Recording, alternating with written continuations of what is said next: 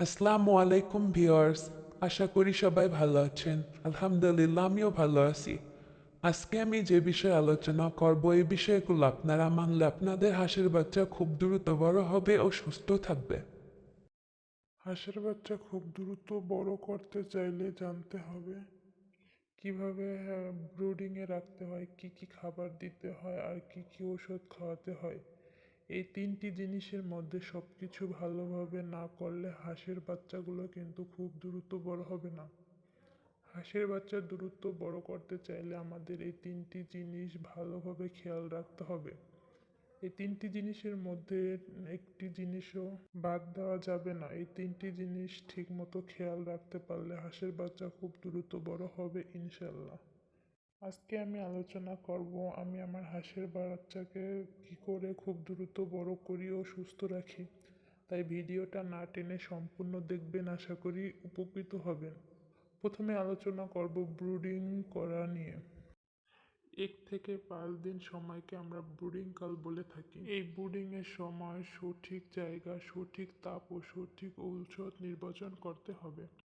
যে জায়গায় হাঁসের বাচ্চা রাখবো ওই জায়গায় একটা লাল লাইটের ব্যবস্থা করতে হবে এবং খেয়াল রাখতে হবে যাতে তাপমাত্রা 30 থেকে 35 ডিগ্রি সেলসিয়াসের মধ্যে থাকে।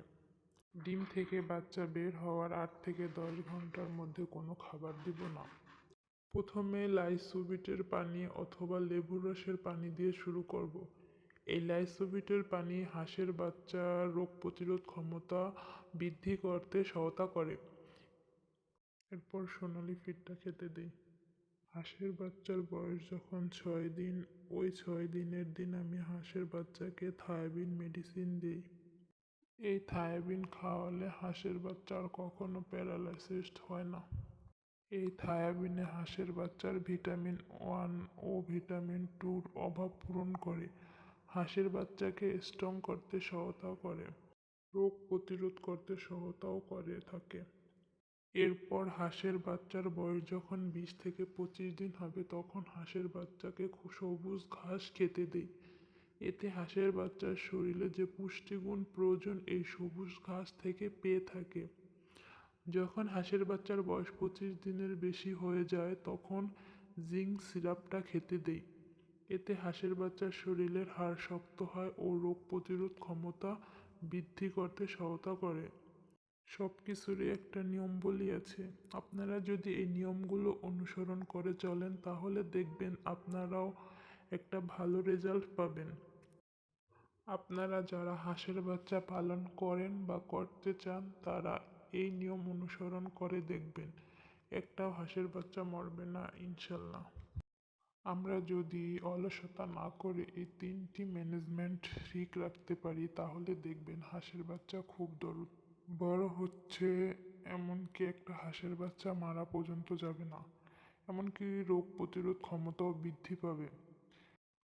আমাদের একটু অলসতার কারণে যদি এই তিনটি ম্যানেজমেন্টের মধ্যে একটিও বাদ পড়ে তাহলে অনেক বড় একটা ক্ষতি হয়ে যেতে পারে।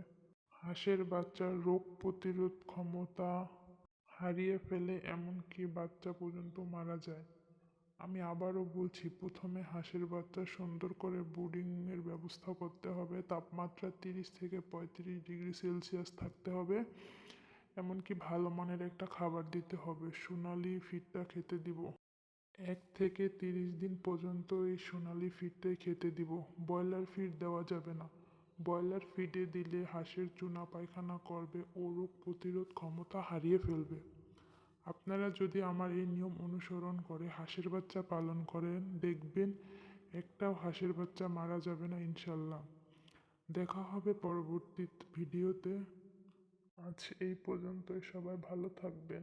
আল্লাহ হাফেজ।